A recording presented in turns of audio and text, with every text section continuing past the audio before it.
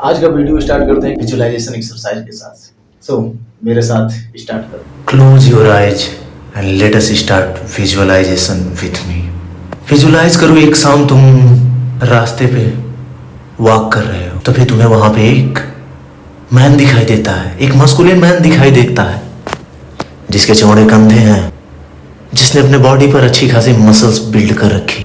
तुम थोड़ी देर के लिए वहां रुकते हो, उसे देखते हो, तुम दोनों की आंखें चार होती हैं।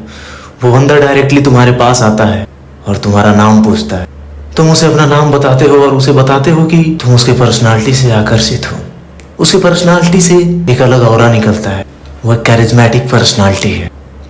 वो तुम्हें ऑफर करता है to spend 24 hour with him. तुम ये ऑफर एक्सेप्ट करते हो और अब सुबह होती है, 4:30 बजे उसका अलार्म बजता है। वो तुरंत उठता है, अपने अलार्म को बंद करता है और तुम्हें भी जगाता है। वो गर्म पानी साल्ट के साथ लेता है और वॉशरूम जाता है।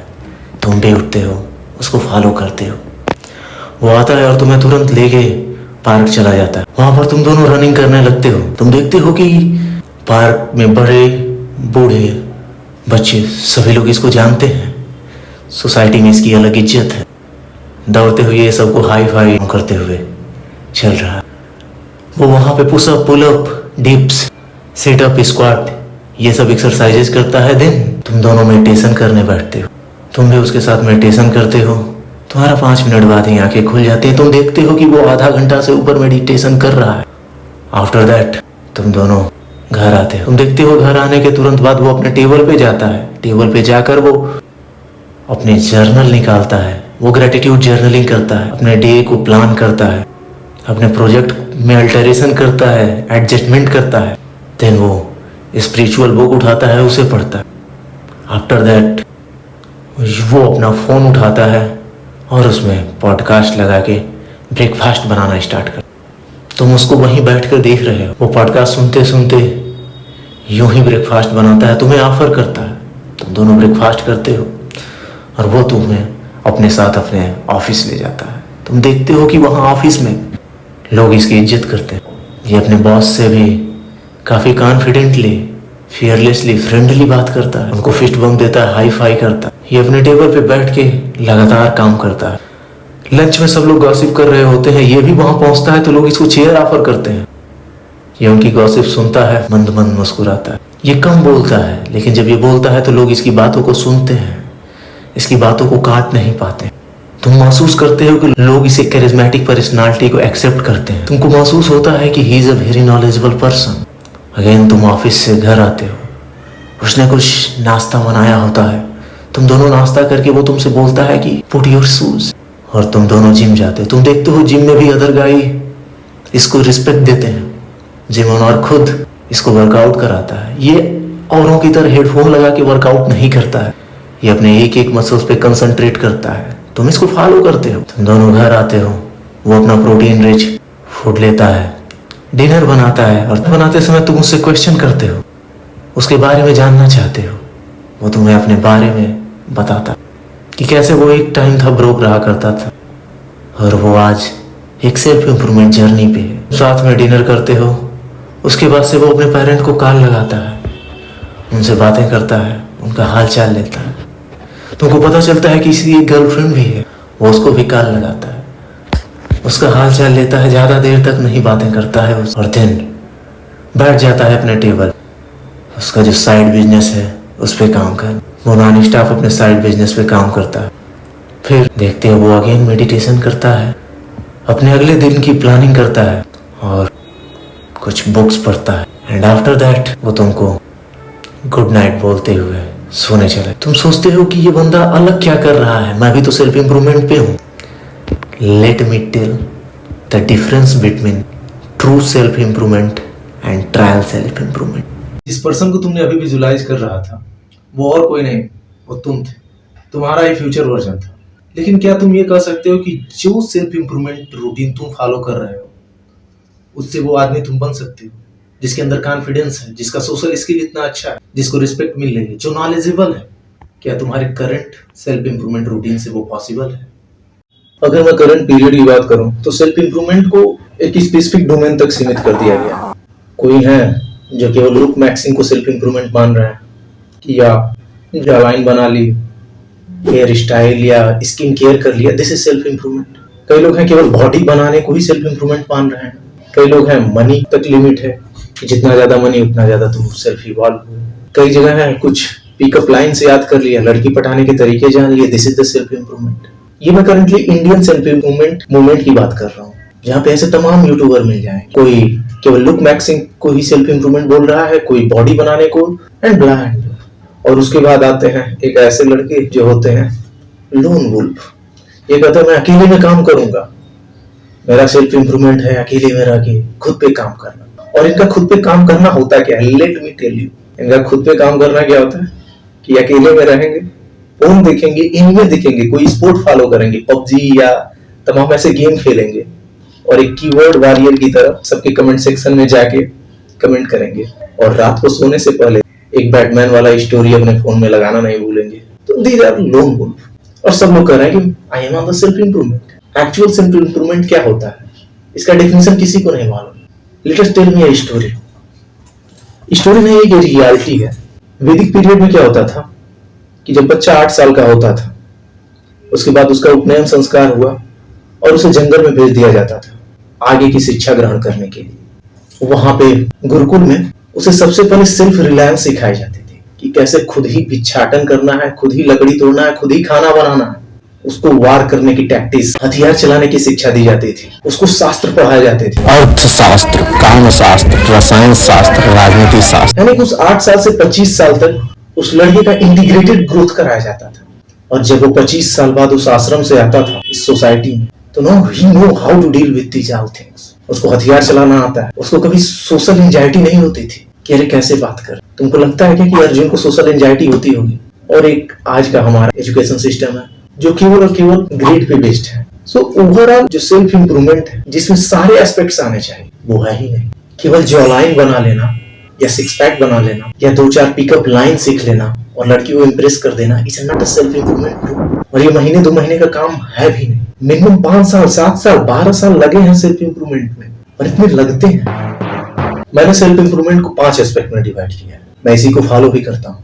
फिजिकल एस्पेक्ट जिसमें बॉडी बनाना, लुक मैक्सिंग करना, यानी कि भाई hair care, skin care, jaw line, six packs, ये सब आता है। ये एक बस एस्पेक्ट है ह्यूमन लाइफ का, फिजिकल एस्पेक्ट। दूसरा आता है मेंटल एस्पेक्ट, जिसमें खुद को नॉलेजेबल बनाना, यानी कि लोग अगर तुमसे बात करें तो उनको फील हो कि ही हैव अ समथिंग। तुम जब बात करते हो तो वो डीपनेस दिखनी चाहिए।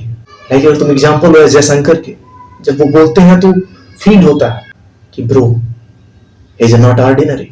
तो ये दूसरा एस्पेक्ट मेंटल एस्पेक्ट है, जिसमें अपने सबकॉन्शियस में तमाम बुक्स, पॉडकास्ट और हेल्दी चीजों को भरना होता है। और तीसरा एस्पेक्ट आता है इमोशनल एस्पेक्ट। बिना इमोशनल एस्पेक्ट के तुम्हारी सेल्फ इंप्रूवमेंट जर्नी अधूरी है। एज एग्जांपल, तुमने बॉडी बना ली खली की तरह, लेकिन अगर तुम्हें कोई डांट देता है और तुम रोने लगते हो, सो एज अ मैन, अगर तुम्हें इस अर्थ पे, प्लैनेट अर्थ पे सरवाइव करना है, तो you have to learn emotional stability in your life. चौथा एस्पेक्ट आता है social aspect. Human is a social creature.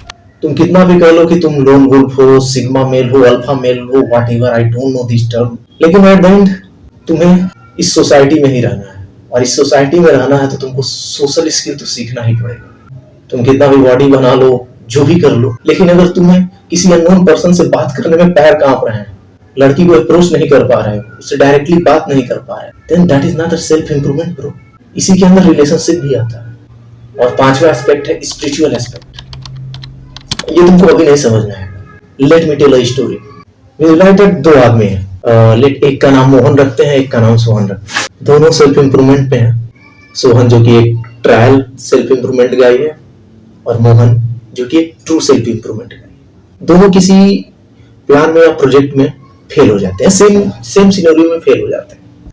Sohan का क्या रिएक्शन होगा? सोहन फेल होने के बाद तुरंत किसी को ब्लेम करने के लिए खोजेगा कि इसके वजह से फेल हुआ, उसके वजह से फेल हुआ।